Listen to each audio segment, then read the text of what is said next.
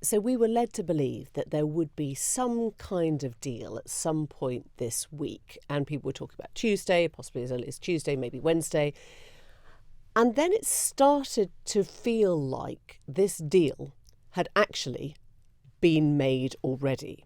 And as I talked to people and as I rung around, a picture has emerged that essentially the basic part of this deal was done as long ago as 2 or 3 weeks.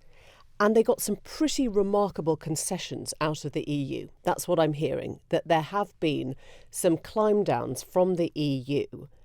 But now it is about where the Conservative Party sits with itself. And this goes into the European Research Group, the ERG, who are using the DUP, which is the, if you like, the most conservative-facing unionist party in Northern Ireland, as a kind of pretext to say we're not happy with anything that this deal represents.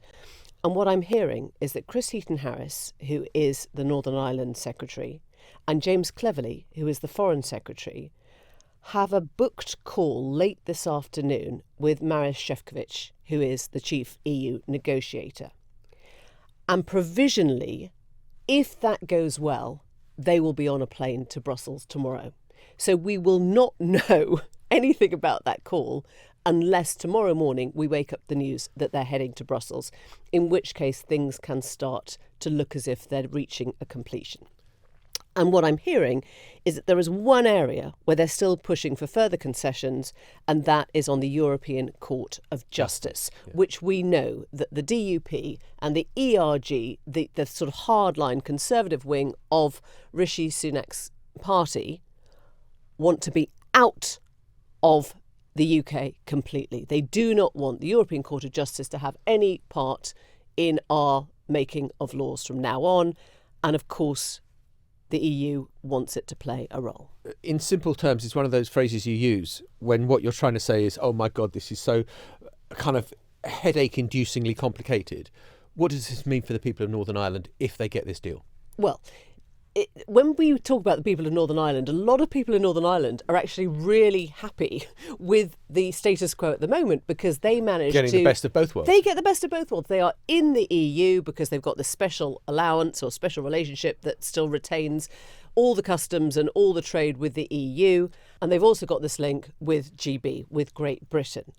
If you're talking now not about the majority of the people who, of course, didn't vote in favour of the Brexit deal, didn't vote in favour of Brexit the first time, but you're talking about the political ramifications of this.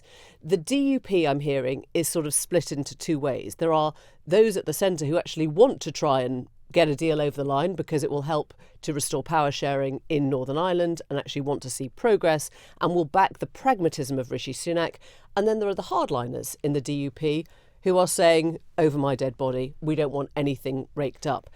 And what's happening in political terms is that Rishi Sunak is basically the pragmatist. Rishi Sunak wants to get this done. He wants to pave the way. It makes trade and it makes customs and it makes everything a lot easier. But there are operators who might be manipulating what Rishi Sunak's trying to do against him as a way of getting back into power. And George Osborne thinks Boris Johnson is one of those. The Newsagents. This is a Global Player original podcast.